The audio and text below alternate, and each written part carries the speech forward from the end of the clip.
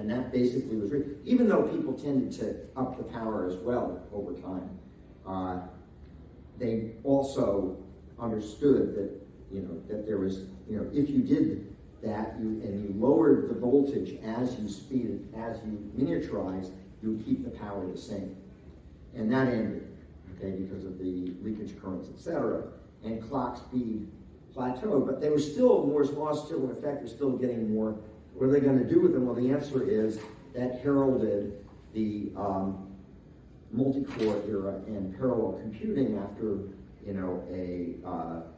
a decade or two started to come back. And in particular, it was the only way they knew to use the transistors to get more performance was by having more processors. Okay? The impact of Moore's law is that if you look at the connection machine CM-5, the big one at Los Alamos estimated cost was $47 million in 1993 and got 60 gigaflops. Well, I ran LinPack on my phone a couple days ago, which is an iPhone Pro Max, so it's an expensive phone. Okay? It got 550 gigaflops on LinPack, okay, and it costs $1,100. And Bradley's phone is even cheaper than mine because he's not working for a rich company.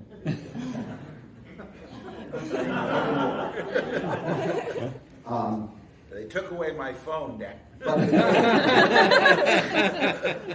But in any case, it's amazing. And if you measure virtually anything about this,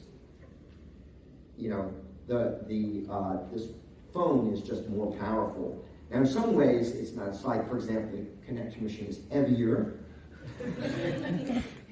or it takes more area. So here's a comparison where I've taken the CM-5 and the iPhone 14 that I've had for almost a year, and you can see, okay, so we had about 3%, of it's been out versus the CM-5, 32 years, and then it had 1,024.6, so, the iPhone has fewer cores, but then you look at the CPU frequency, it's 87 times faster. And the semiconductor technology, rather than being 1,000 nanometers, 1 micron, it's 5 nanometers for this phone. And then you look at the floating point, and it's like blows it out of the water. And you look at the RAM, and it's, it had 32 gigabytes, okay. When you put everything together on the big machine, the iPhone has 6 gigabytes, okay, that's nice. If you used 8 data vaults, which is what the machine would accommodate. I don't think anybody ever had And nobody ever had 8 data vaults. But if you did, you'd get 80 gigabytes. Now you get a terabyte on this little thing. Okay. You look at the disk transfer rate. CM5 was 320, and that was peak. with all 8 gig data volts running. With all 8 data volts running, whereas I just ran this program on my phone that told me that the peak that I was able to get just from experimenting, which is probably not the true peak, was 1,657 megabytes per second. And it just goes on and on. The volume was 20 meters cubed versus 98 centimeters cubed. So that's a small ratio of over 200,000. And the price, like 47 million versus 1,100. That's a pretty good one. And then the visual design, well, the CM-5 had myelin, and the iPhone, I don't care who it is, because myelin's way better. So the ratio is all in myelin's favor. Yeah. Charles, if you're getting 520 gigaflops, you're using the GPU, so yeah, more than 6 cores. Yeah, you could look at it that way. Sure. You can look at the graphic cores as well. Yeah. Wait, is that using the GPU? Actually, I think that is the 6 GPU cores. That sounds about right. How many cores? 100 gigaflops is not great. Okay. And of course, now Moore's law is dead. In case anybody hasn't heard the news, you know, they had a feature size of 14 nanometers in 2014, and if you look at the doubling every 2 years, they should have had 10 nanometers in 2016, 7 nanometers in 2018, 5 nanometers in 2020. The reason these aren't going by a factor of 2 every 2 years is because the density is going. So you take the square root of that. And so, for example, 7 squared is 49, 100 squared, 10 squared is 100, so that's about, you know, half the density, okay?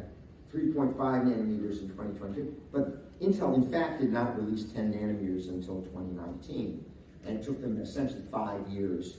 And even now, they are struggling, even TSMC is struggling, although they seem to be doing a little bit better these days. And so we're not going to get more hardware performance easily. So what's the future of computing performance?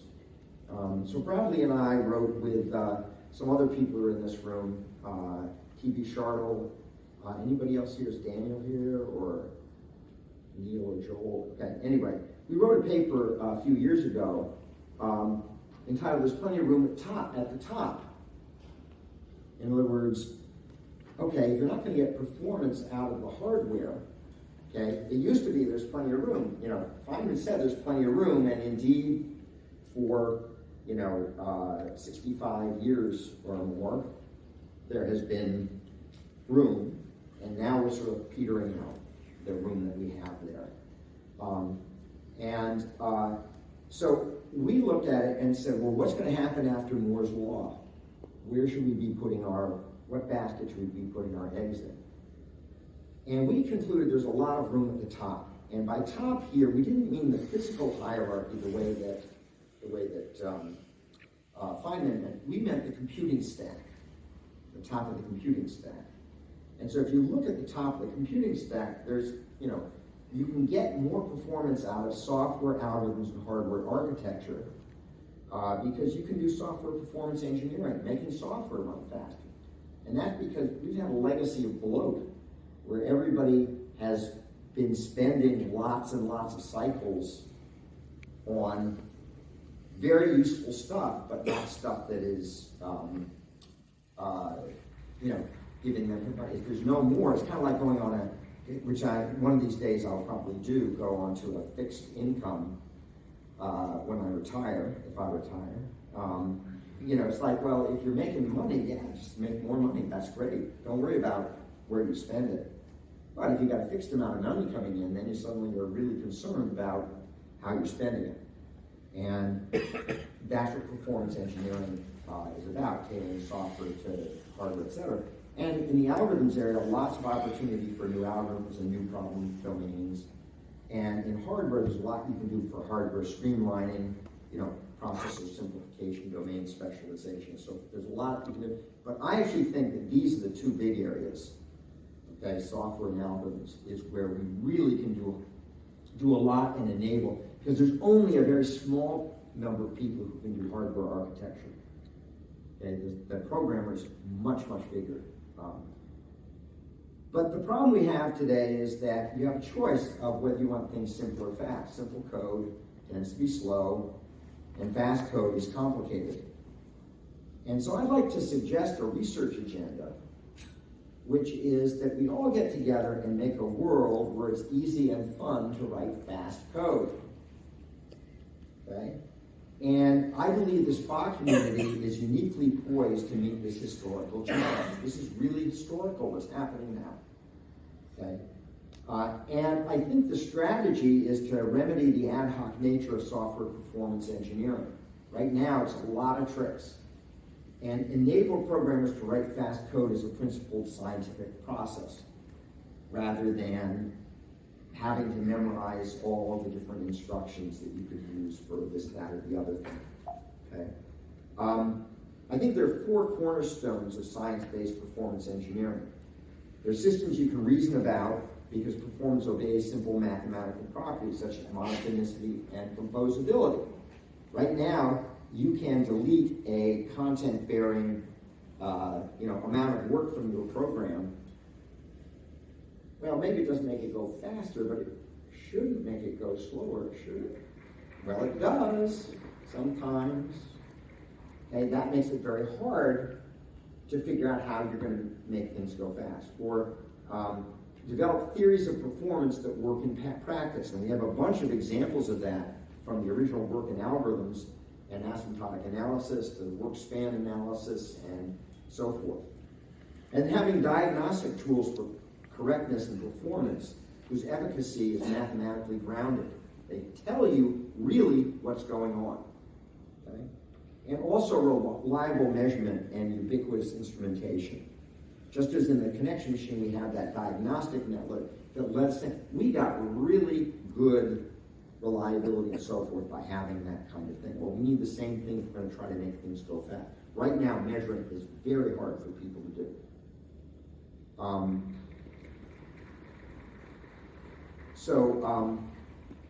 You know, if you look at Lord Kelvin, you know, he said to measure is to know, and if you cannot measure it, you cannot improve it. He really didn't, I don't think, as far as I can tell. That's just what people say he said. But he did say stuff like this. Okay? I want to just point out a couple of places where at MIT we're doing this kind of thing. One is the Open Silkcast Parallel Programming System that T.B. Shardle leads, which provides a lot of components, all of which we have done as much as we can to make sure theory and practice work out well. And in fact, we have the best compiler for parallel code of anybody. And we have tools like race detectors that will tell you whether or not you're mathematically, whether or not you've got a race in the program and so forth. At the speed code tutorial a couple days ago, we've been good to have these the opposite direction. Tim Kaler is developing with TV and others, Alex Iliopoulos and some others, Zhu Hao, Chen also, is a collaborative open source online programming platform for learning how to write fast code. Because the idea is we got to teach the world how to write fast code. They don't know how to do this. You know, I've talked to companies and they said, we can't hire people who know anything about performance. And they need it. Okay, they need it much more than, you talk to academics, they don't think we need this, many of them. But no, we have to make the case as a community that it's important to invest in the kind of research that we're doing in SPA and so forth. And so, if you do teach, or you don't teach but are interested in hiring people coming out of schools, please, we put surveys around, please help us improve the teaching of software performance engineering by answering this quick survey, if you will. And then let me thank you very much.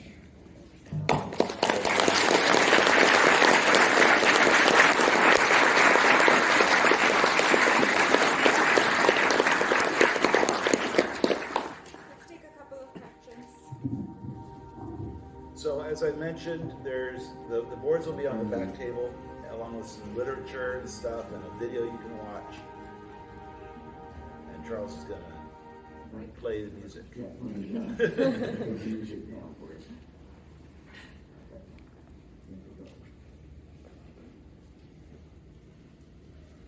Does anyone have any questions? Oh, there's Stunned. So what year was the universality analysis of the fat tree, the first one? Like mid-80s. So was that pre or post the resource augmentation used to analyze caches? That was Very similar time. very similar time frame. Yeah. Because isn't that also resource augmentation, the analysis you did there? For which, for Right? Volume universality. That's a You can do it. yeah, you can do it that way. You can do it that way. hey, you should try to get your paper cited for inventing resource augmentation or co-inventing it. On Wikipedia. Yeah. Oh, I'll go put that in later today. So it'd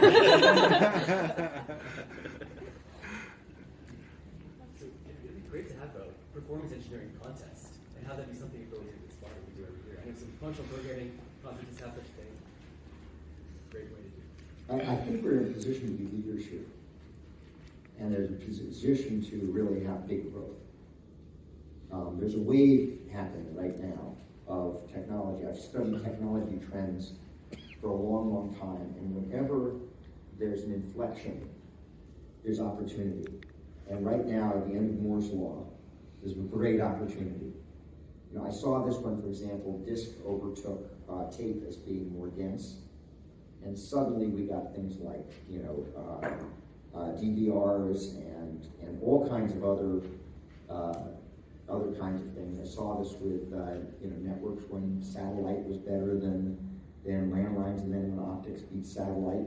And it's like, boy, if you're there at the right moment. We are right now, this community, at the right moment to teach the world how to do software performance engineering. And if we don't do it, it's going to be this tedious, horrible thing that just, you know, it's owned by, you know, arcane, you know, it's going to be ugly, and it's going to be tedious, and so forth. So we really need to show some strength and some leadership. So you mentioned all these different things about the CM-5 hardware. It seems like companies maybe would be very adverse to that much change in a product, in one generation of a product. That was a challenge. So how in the world do you convince them to do all these different changes at Well, once? most of the systems were sold to like national laboratories. And that was part of the problem with the business model. Now, they did find people like oil companies and so forth who were very interested as well, but there was nothing like, for example, today, where you have, you know, the